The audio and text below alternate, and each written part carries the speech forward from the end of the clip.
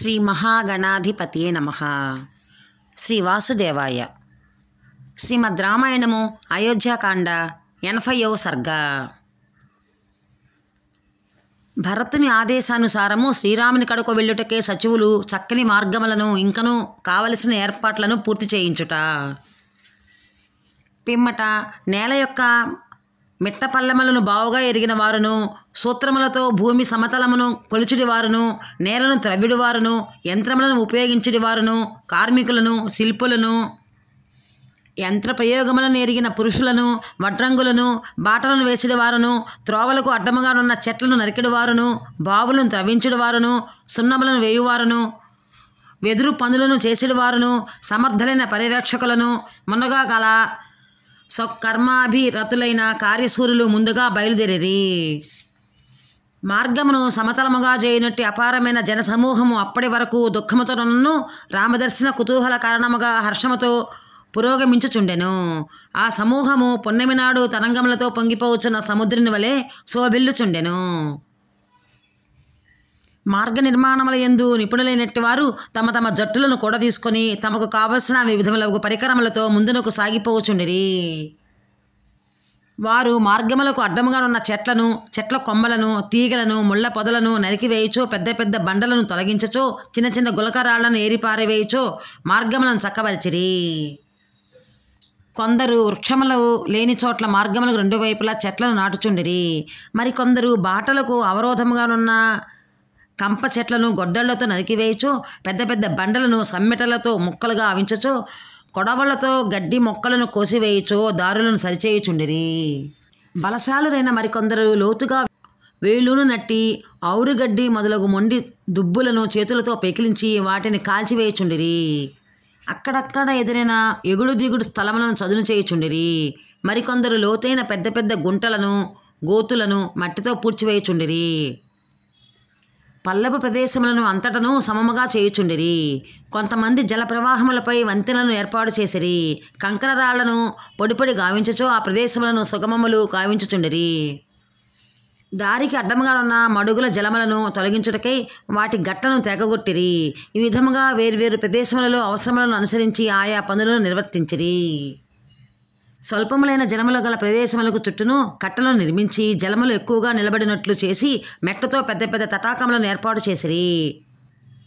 వారు స్వల్పకాలములోనే వేర్వేరు ఆకారములలో పెక్కు సరోవరములను నిర్మించిరి. అవి లోతుగా విశాలముగా నుడిచే సముద్రం వలె కనపడుచుండెను. నీరు దొరకని ప్రదేశములలో వివిధములగు చక్కని దిగుడు బావులను త్రవ్విరి. గజాశ్వముల నీరు త్రాగుటకు అనువగు సరోవరములను నిర్మించిరి. వాటి పక్కన విశ్రాంతి తీసుకున్నట్టుకు అనుకూలముగా వేదికలను సిద్ధపరిచిరి. సేనలు నడుచు మార్గము గచ్చుతో సున్నము ఇసుకలతో ఏర్పరచబడెను. దానికి ఇరువైపుల యందు గల చెట్ల పువ్వులతో కలకలాడుచుండెను. బావుగా మత్తిల్లి ఉన్న పక్షులు కలకలారావములు చేయుచుండెను. ఆ దారి పతాకములతో అలంకృతమై ఉండెను. మార్గమంతయును చందన జలములతో తడపబడి ఉండెను. అంతటను వివిధములకు పువ్వులు వెదజల్లబడి ఉండెను. అందువలన అవి దివ్య మార్గముల వలె శోభిల్లుచుండెను. మార్గమధ్యములో విడిది గృహములను ఏర్పరచుటకు నియమితులైన అధికారులు, కార్యకుశలురైన సేవకుల ద్వారా అచ్చటచ్చట వాటి నిర్మింపజేసిరి. ఆ ప్రదేశములు రుచికరములైన ఫలములతో కూడి రమణీయముగా నుండెను. మహాత్ముడైన భరతుని యొక్క అభిరుచికి తగినట్లుగా అవి వివిధ అలంకార శోభితములై ఉండెను. వాస్తుశాస్త్రజ్ఞులైన జ్యోతిష పండితులు ప్రశస్త నక్షత్రములతో కూడిన ముహూర్తముల యందు మహాపురుషుడైన భరతునకును అతని సేనలకును పరివారములకును అనువుగా వేర్వేరు శిబిరములను నిర్మింపజేసిరి. మార్గమధ్యమున సిద్ధపరచబడిన విశ్రాంతి గృహములు ఇంద్రుని నగరమైన అమరావతి వలె శోభిల్లుచుండెను. వాటి చుట్టూను కందకములు ఏర్పరచబడెను. అచ్చట ఇంద్రకీలాద్రి వలె ఎత్తిన ఇసుక తిన్నులు ఒప్పారుచుండెను. అచ్చడి వీధులు చక్కగా తీర్చిదిద్దినట్లుండెను. అందరి రాజభవనములను దేవతా మందిరములను చక్కగా ప్రాకారములతో వెలసిల్లుచుండెను. దారుల వెంట పతాకములు రెపరెపలాడుచుండెను. ఆ భవనములు ఎత్తైన శిఖరములు కలిగి పావురముల గోళ్లతో ఉప్పుచుండెను. నానా విధములైన వృక్షములతోనూ చల్ల నిర్మల జలములతోనూ నిండి ఉండి పెద్ద పెద్ద చేపలతో వ్యాప్తమై ఉన్న గంగానది యొక్క తీరము వరకు నిర్మింపబడిన ఆ రాజమార్గము మిక్కిలి రమణీయముగా నుండెను. అది సమర్థులైన శిల్పులచే నిర్మింపబడినది. రాత్రులయందు నక్షత్రములతో చంద్రునితో శోభిల్లుచున్న నిర్మలాకాశము వలె అది తేజరిల్లుచుండెను. వాల్మీకి మహర్షి విరచితమై ఆదికావ్యమైన శ్రీమద్ రామాయణ మందలి అయోధ్యాకాండనందు 80వ సర్గ సంపూర్ణము. జై శ్రీరామ్. శ్రీ మహాగణాధిపతియే నమః. శ్రీ వాసుదేవాయ. శ్రీమద్ రామాయణము అయోధ్యాకాండ 81వ సర్గ. వశిష్ఠ మహర్షి పిలుపుపై భర్త శత్రుఘ్నులు మంత్రులు మొదలగు ప్రముఖులు సభాభవనమునకు విచ్చేయుట. శ్రీరాముని గొనివచ్చుటకు అభ్యుదయ సూచకమైన రాత్రి యందు చక్కగా మాట్లాడుటలో నిరపరులైన స్తుతి పాఠకులు వంది మాగధులు మంగళకరములైన స్తోత్రములతో భర్తని స్తుతించిరి. బంగారు వాదన దండముతో జాములను సూచించు గారాలను మ్రోగించిరి. వందల కొలది శంఖములను పూరించిరి. వివిధ వాద్యముల ద్వారా మధుర ధ్వనులను గావించిరి. ఆ మహాతూర్యవనాదములు భూమి ఆకాశముల ఎందంతటను నిండెను. దుఃఖితుడై ఉన్న భర్తుడు ఆ ధ్వనులను విని ఇంకనూ కృంగిపోయెను. ఆ వాద్యముల ధ్వనులకు భర్తుడు మేల్కొని నేను రాజును కాను అని పలుకుచో ఆ వాద్య ధ్వనులను నిలిపివేయించెను. పిదప శత్రుఘ్నితో అతడు ఇట్లనెను, ఓ శత్రుఘ్న, కైకేయి లోకమునకు ఎంత అపకారము చేసినదో చూడము. దశరథ మహారాజు ఈ దుఃఖముల బరువును నాపై మోపి తన త్రోవన తాను పోయిను. ఈ రాజ్యము ధర్మమునకు కుదురైనది. మహాత్ముడు ధర్మప్రభువు అయిన దశరథుని యొక్క ఈ రాజ్యలక్ష్మి ఇప్పుడు జలములలో కన్నధారి లేని నావ వలె కొట్టుమిట్టాడుచున్నది. మనకు జ్యేష్ఠ భ్రాతయు స్వామియు సంరక్షకుడునైన రఘువరిని నా తల్లి కైకేయి ధర్మమును గాలికి వదిలి అడవులపాలు చేసెను. శత్రుఘ్నుతో ఇట్లు పలుకుచో మిగిల విలిపించుచో దీనుడై నిశ్చేష్టుడై ఉన్న భర్తని చూసి అంతఃపుర స్త్రీలందరూ అప్పుడు బిగ్గరగా ఏడ్చిరి. భర్తుడు ఇట్లు విలపించుచున్న సమయమున రాజధర్మమును బావుగా ఎరిగిన సుప్రసిద్ధుడు వశిష్ఠ మహర్షి సభాభవనమున ప్రవేశించెను. బంగారముతో నిర్మింపబడి మణిరత్నములతో పొదగబడి ఉన్న రమణీయ సభాభవనము ఇంద్రసభ అయిన సుధర్మమును తలపించుచుండెను. ధర్మాత్ముడైన వశిష్ఠ మహాముని శిష్యులతో కూడి అందు ప్రవేశించెను.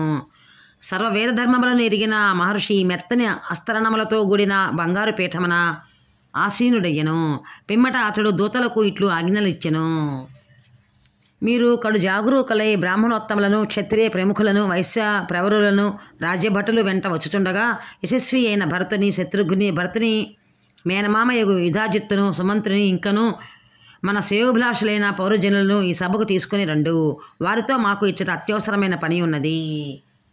పిదప రథములతోనూ గుర్రముల పైనను ఏనుగుల మీదను సభాభవనమునకు ఏతెచ్చుచున్న వారి యొక్క కోలాహల ధ్వనులు గొప్పగా వినవచ్చును. దేవతలు ఇంద్రుని ప్రశ్నించినట్లుగా అమాత్యులు మొదలగు వారందరూ సభామందిరములకు విచ్చేయుచున్న భర్తని పూర్వము దశరథుని వలె అభినందించిరి.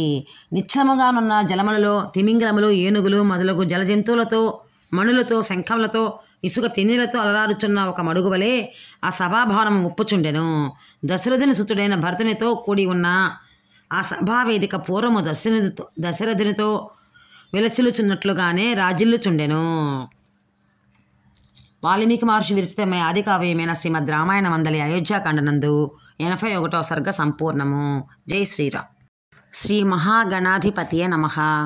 శ్రీ వాసుదేవాయ. శ్రీమద్ రామాయణము అయోధ్యాకాండ 82వ సర్గ. శ్రీరాముని అయోధ్యకు గొనివచ్చుటకై భరతుడు తన నిర్ణయమును నిండు సభలో ప్రకటించుట. ఆయన ఆదేశాను ప్రకారము సచివులు ప్రయాణ సన్నాహములు గావించుట. పూర్ణచంద్రుడు గురు శుక్రాది గ్రహములతో కూడిన రాత్రిని వలె ప్రజ్ఞాశాలైన భరతుడు పూజ్యులైన వశిష్ఠాది మహామహులతో కూడి నియమ నిబంధనలతో విలసిల్లుచున్న ఆ సభను దర్శించెను. అచ్చటి పెద్దలందరూ తమ తమ అర్హతలను అనుసరించి ఆయా ఆసనములను అలంకరించి ఉండరి. వారి వస్త్ర శోభలతో అంగరాగముల కాంతులతో ఆ సభ చక్కగా తేజరిల్లుచుండెను. వర్షాకాలం ముగిసిన పిమ్మట శరదృతునందు పూర్ణచంద్రుని శోభలతో విరాజిలుడి రాత్రి వలె విద్వాంసులతో నిండి కలకలలాడుచున్న ఆ సభ దర్శనీయముగా నుండెను. ధర్మవేత్తయు రాజపురోహితుడు అగు వశిష్ఠుడు సభలోని అమాత్యులు మొదలగు వారందరినీ సమగ్రముగా కలయచూసి భరతునితో ఇట్లు మృదువచనములను పలికెను. నాయనా భరత, మీ తండ్రైన దశరథ మహారాజు ధర్మబద్ధముగా ఈ కోసల దేశమును పెద్ద కాలము పరిపాలించి ధనధాన్య సంపదలతో తొలతూగుచుండడి ఈ విశాల రాజ్యమును నీకు అప్పగించి తాను స్వర్గస్థుడాయను. సత్యసంధుడైన శ్రీరాముడు పరంపరగా వచ్చుతున్న సత్పురుషుల సాంప్రదాయములను పాటించుచో ఉదయించిన చంద్రుడు వెన్నెలను విడనట్లు తాను తండ్రి ఆదేశమును త్రోసిపుచ్చక దానిని అనుసరించెను. భరత, ఈ రాజ్యమును మీ తండ్రి అయిన దశరథ మహారాజు నీకు అప్పగించినాడు. అన్నయ్యకు శ్రీరాముడు దానిని ఆమోదించినాడు. ఈ రాజ్యము నిష్కంటకమైనది. వెంటనే రాజ్యాభిషిక్తుడవై దీనిని పాలింపము. మంత్రులను సంతసించురు. మన రాజ్యమునకు నలుదిక్కుల యందు గల సామంతరాజులను, అప్రాంత దేశవాసులైన యవనులను, సముద్ర ద్వీపవాసులైన రాజులను, కోట్ల కొలది రత్నములను నీకు కానుకలుగా ఇచ్చెదరు. ధర్మజ్ఞుడైన భరతుడు వశిష్ఠుని వచనములను విని శోకమున మునింగెను.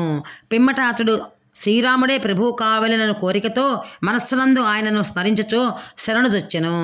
యువకుడైన ఆ భరతుడు సభా మధ్యమున కన్నీరు గాచుచో అవ్యక్త మధుర స్వరముతో విలపించుచో పురోహితుని మాటకు కొట్టలేక వినమ్రుడై ఇట్లు పలికెను. ఓ గురువర్య, శ్రీరాముడు బ్రహ్మచర్య నిష్ఠాగరిష్ఠుడు, సకల విద్యలలో ఆరితేరినవాడు, ఎల్లప్పుడూ ధర్మమును ఆచరించుటయందే నిరతుడు. అట్టి ప్రజ్ఞాశాలైన శ్రీరాముని రాజ్యమును పొందుటకు నా వంటివాడు ఎట్లు అర్హుడగును? ఓ మహాముని, దశరథ మహారాజు యొక్క కుమారుడు ఎవడైనను జ్యేష్ఠుని రాజ్యమును ఎట్లు అపహరింపగలడు? ఈ రాజ్యము శ్రీరామునిది, నేనును ఆయన వాడనే. కనుక ఈ విషయమును మనస్సునందు ఉంచుకొని ఈ నిండు సభలో ధర్మమునకు భంగము వాటిల్లకుండా మీరు పలుకుట యుక్తము కదా. శ్రీరాముడు వయసులో నాకంటే పెద్దవాడు, అంతేకాదు అతడు గుణముల చేతను శ్రేష్ఠుడు. సూర్యవంశజుడైన దిలీపుని వలె మహాపురుషుడు, చంద్రవంశము వాడైన నౌషుని వలె ఉదాత్తుడు. కనుక ఈ రాజ్యమును పాలించుటకు దశరథ మహారాజు వలె అతడే అర్హుడు. శ్రీరాముని రాజ్యమును నేను స్వీకరించుట ఒక మహా అపచారము. ఆ అకృత్యమునకు నేను ఒడిగట్టినచో అది నన్ను నరకమున పడివేయును. అంతేకాదు అప్పుడు నేను ఇక్ష్వాకు వంశమునకే తీరని కళంకమును తెచ్చిన వాడనగుదును. నీచుడు మాత్రం ఇట్టి పాపమునకు ఒడిగట్టును. నా తల్లి చేసిన ఈ మహాపాపకృత్యమును నేను ఎన్నటికీ అంగీకరింపను. కారాడోలలో నున్న మహాత్ముడైన ఆ శ్రీరామ ప్రభునకు నేను ఇచ్చట నుండియే ప్రణమిల్లుచున్నాను. నేను శ్రీరాముని అనుసరింతును. నరోత్తముడైన శ్రీరాముడే ఈ రాజ్యమునకు రాజు. అంతేకాదు అతడు ముల్లోకములకును ప్రభువు కాదగినవాడు. అంతటా సభలో ఉన్నవారు అందరూ భరతుడు పలికిన ధర్మబద్ధములైన వచనములను విని ఆనందాశ్రులను రాల్చిరి. వారు శ్రీరాముని ఎందే లగ్న మనస్కులైరి. అంతటా భరతుడు సభాసదులతో మరలా ఇట్లు పలికెను. పూజ్యుడైన శ్రీరాముని వనముల నుండి అయోధ్యకు మరలింపజాలనిచో ధర్మనిరతుడైన లక్ష్మణుని వలె నేనును అన్నను సేవించుచో అచటనే ఉండెదను. ఈ సభలో ఆసీనులై ఉన్న మీరు సద్గుణ సంపన్నులు, సాధువర్తనులు. అట్టి మీరందరూ నాతో కూడి వనములకు రండు. ఆ మహానుభావాన్ని తీసుకుని వచ్చుటకై మీ సమక్షమనే అన్ని విధములుగా ప్రయత్నింతును. మార్గములను సరిచేయుటకును, రక్షణ కార్యములను సూచుటకును అర్హులైన స్వచ్ఛంద జానపద కార్మికులు అందరూ ఇంతకు ముందే పంపబడిరి. నేనును శ్రీరాముని కడకు వెళ్ళుటకే ఇష్టపడుచున్నాను. ధర్మాత్ముడును సోదర ప్రేమ గలవాడు అయిన భరతుడు సదస్సులతో ఇట్లు పలికిన పిమ్మట తన సమీపమునే ఉన్న రాజ్య తంత్రములలో ఆరితేరి ఉన్న సుమంత్రునితో ఇట్లు నుడివెను. ఓ సుమంత్ర, మీరు వెంటనే అచట నుండి బయలుదేరుడు. అందరూ వనయాత్రకు సిద్ధము కావలెను అని నా ఆజ్ఞగా తెలుపుడు. చతురంగ బలబలను సిద్ధపరచుడు. మహానుభావుడైన భరతుడు సుమంత్రునితో ఇట్లు వచింపగా అందులకు అతడు సంతసించిన వాడై భరతుని ఆదేశానుసారము అందరికీ ప్రియమైన ఆజ్ఞను వెంటనే ప్రకటించెను. శ్రీరామచంద్రుని తిరిగి అయోధ్యకు తీసుకుని వచ్చుటకే భరతుడు వెళ్ళుచున్నాడు. సైన్యము కూడా ఆయన వెంట వెళ్ళుటకు ఆజ్ఞలు ఇయ్యబడినవి అను సమాచారమును విని ప్రజలను సేనాపతులను ఎంతయో సంతసించిరి. భరతుడు ఆదేశించిన వనయాత్ర విషయమును ఎరింగి ప్రతి గృహమునందును వీరనారీమణులు ఎల్లరనూ మిగులు సంతసించిన వారై తమ భర్తలను ప్రయాణమునకే తొందర పెట్టసాగిరి. అంతటా సేనాపతులు మనోవేగముతో సాగిపోగల అశ్వములతోనూ ఎడ్ల బళ్లతోనూ రథములతోనూ కాల్బలములతోనూ వెంటనే బయలుదేరవలసిందిగా తమ సేనలను ఆజ్ఞాపించిరి. భరతుడు సర్వసన్నద్ధముగా ఉన్న బలములను చూసి గురువైన వశిష్ఠ మహర్షి సన్నిధిలో ప్రక్కనే ఉన్న సుమంత్రునితో వెంటనే నా రథమును కూడా సిద్ధపరచుడు అని పలికెను. అంతటా భరతుని ఆజ్ఞను శిరసా వహించి సుమంత్రుడు మిగుల హర్షముతో ఉత్తమాశ్వములను పూంచిన రథమును తీసుకుని వచ్చెను. అప్పుడు దృఢమైన నిశ్చయము గలవాడును, పరాక్రమశాలియు, సత్యనిరతుడును, సముచిత రీతిగా మాట్లాడుచున్నవాడు అయిన భరతుడు మహారణ్యములలోనున్న యశస్వియగు తన అన్నను ప్రసన్నను చేసుకొని తీసుకుని రావచ్చు విషయమున సుమంత్రునితో ఇట్లు నుడివెను. ఓ సుమంత్ర, వెంటనే బయలుదేరి సేనాపతుల కడుకు వెళ్ళి వనములకు రేపే బయలుదేరుటకు బలములను సిద్ధపరచుడు అని వారితో తెలుపుము. వనములలో ఉన్న శ్రీరాముని ప్రసన్నంగా చేసుకొని లోకహితార్థమై ఆయనను ఇచ్చటికి తీసుకుని రావలేను అని నా గట్టి కోరిక. భరతుడు ఇచ్చిన చక్కని ఆజ్ఞలను స్వీకరించి సుమంతుడు తన మనోరథము నెరవేరినట్లుగా తలంచెను. పిదపాతుడు పుర ప్రముఖులకును సేనా నాయకులకును మిత్రులకును భరతుని ఆదేశములను వినిపించెను. అప్పుడు ప్రతి గృహమునందరి బ్రాహ్మణాది సర్వవర్ణముల వారును నడుము బిగించి వేగముగా సాగిపోగల మేలుజాతికి చెందిన గుర్రములను ఏనుగులను ఒంటిలను రథములను సిద్ధపరిచిరి. ఇంటింటను ఒకే మాట, మనము శ్రీరాముని కడకు వెళ్ళవలెను, ఆ ప్రభువును ఇచ్చటికి తీసుకుని రావలేను. వాల్మీకి మహర్షి విరచితమే ఆదికావ్యమైన శ్రీమద్ రామాయణ మందలి అయోధ్యాకాండనందు 82వ సర్గ సంపూర్ణము. జై శ్రీరామ్.